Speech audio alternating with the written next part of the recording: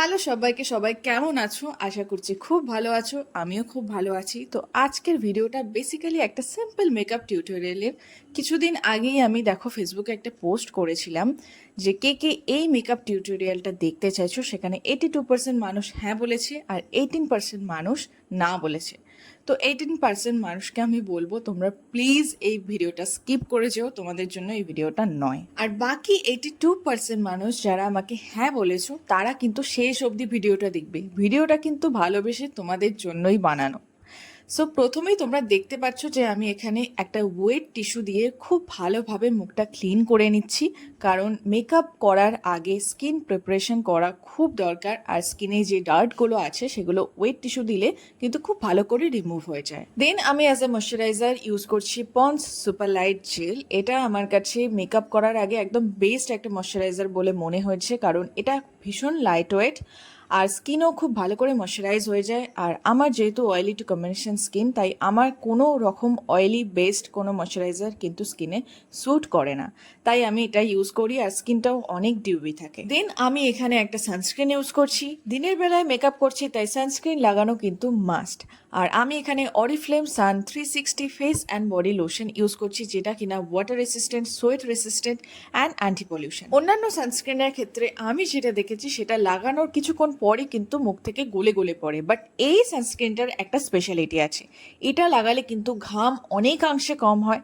হ্যাঁ, যারা বেশি ঘামো অবভিয়াসলি তাদের ঘামটা তো আমি আটকাতে পারবো না, বাট তারা অনেক কম ঘামবে।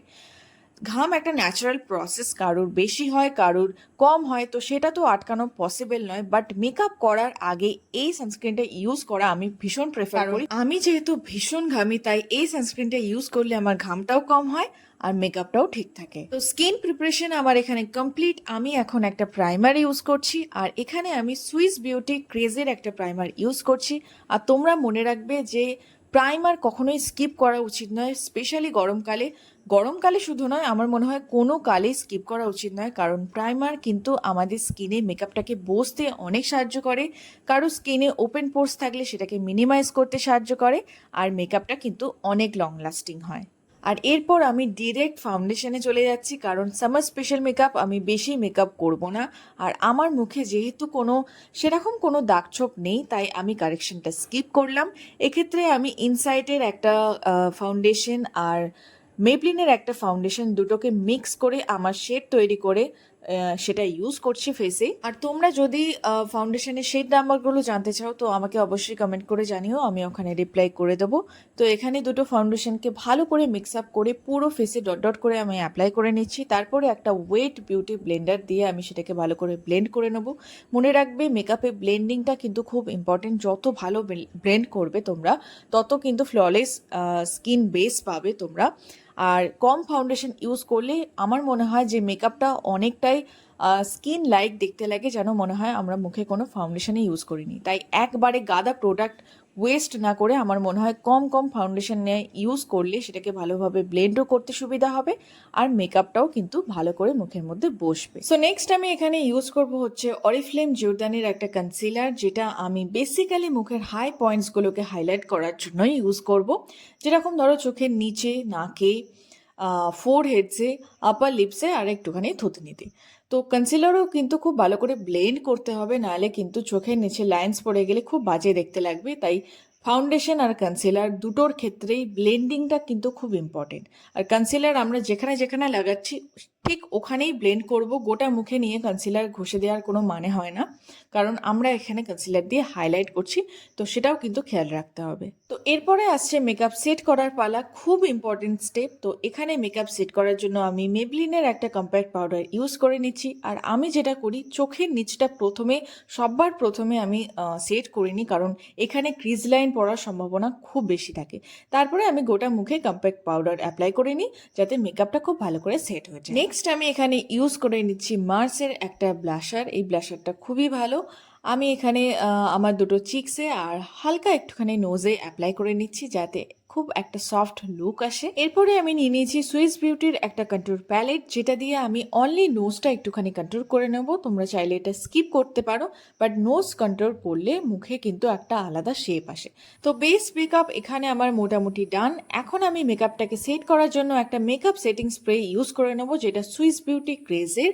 আর সেটিং স্প্রে কোনোভাবেই স্কিপ করা যাবে না, কারণ গোটা মেকআপটা যে এত মেহনত দিয়ে তোমরা করছো সেটাকে সেট করার জন্য কিন্তু একটা মেকআপ সেটিং স্প্রে খুব ইম্পর্টেন্ট। সো নেক্সট আমি এখানে সুইস বিউটিরই একটা আইব্রো প্যালেট নিয়ে আইব্রোটাকে সেট করে নিচ্ছি। আর আমি যেহেতু আইব্রো করি না, তাই আমার আইব্রোর যে শেপই আছে আমি জাস্ট সেটুকুই ফিল করে নিচ্ছি। এরপরে ওই সেম আইব্রো প্যালেট থেকে একটা নিউড কালার নিয়ে দুটো চোখের আইলিডের ওপরই খুব ভালো করে একটা ফ্লাপি ব্রাশ নিয়ে আমি ব্লেন্ড করে নিয়েছি। তোমরা কিন্তু এখানে অলরেডি দেখতে পাবে যে আমার মাউথ এরিয়া ভীষণ পরিমাণে ঘামতে শুরু করে দিয়েছে, কারণ আমি প্রথমেই বলেছি যে আমি প্রচুর ঘামি। বাট এটাকে নিয়ে আমি এখন টিস্যু দিয়ে মোছামুছি কিচ্ছু করব না, জাস্ট ফ্যানের হাওয়ায় শুকিয়ে নেবো।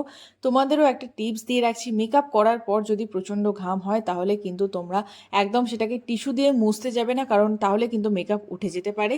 এসি না থাকলে জাস্ট ওটাকে ফ্যানের হাওয়ায় শুকিয়ে নাও, দেখবে মেকআপ যেমনকার তেমন কিন্তু রয়ে যাবে। তো কথা বলতে বলতে এখানে দেখো আমি সুন্দর করে একটা উইং লাইনার ড্র করে নিয়েছি ল্যাকমির লাইনার দিয়ে। দেন আমি এখানে কাজল অ্যাপ্লাই করে নিচ্ছি আমার ওয়াটার লাইন, সেম অ্যাজ ল্যাশ লাইনেও।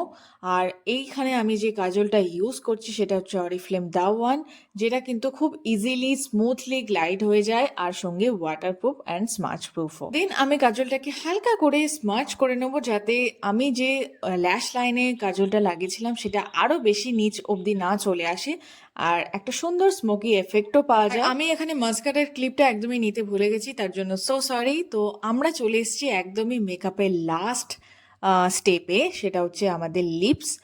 এটা একটা খুব ইম্পর্টেন্ট জিনিস।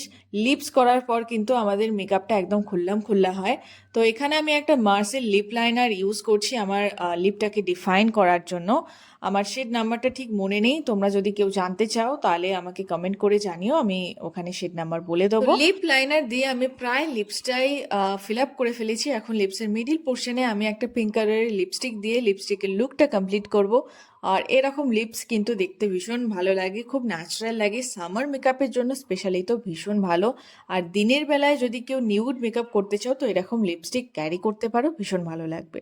আর লিপস্টিকটা সম্ভবত মাইগ্ল্যামের শেড নাম্বার সেম আমার মনে নেই, যদি কেউ জানতে চাও তো কমেন্ট করো, আমি অবশ্যই ওখানে রিপ্লাই করে দেবো। সো ফাইনালি আমার এখানে মেকআপটা কমপ্লিট হয়ে গেছে আর আমি এক্ষুনি ফেরত আসছি তোমাদের সাথে ফাইনাল লুকটা নিয়ে।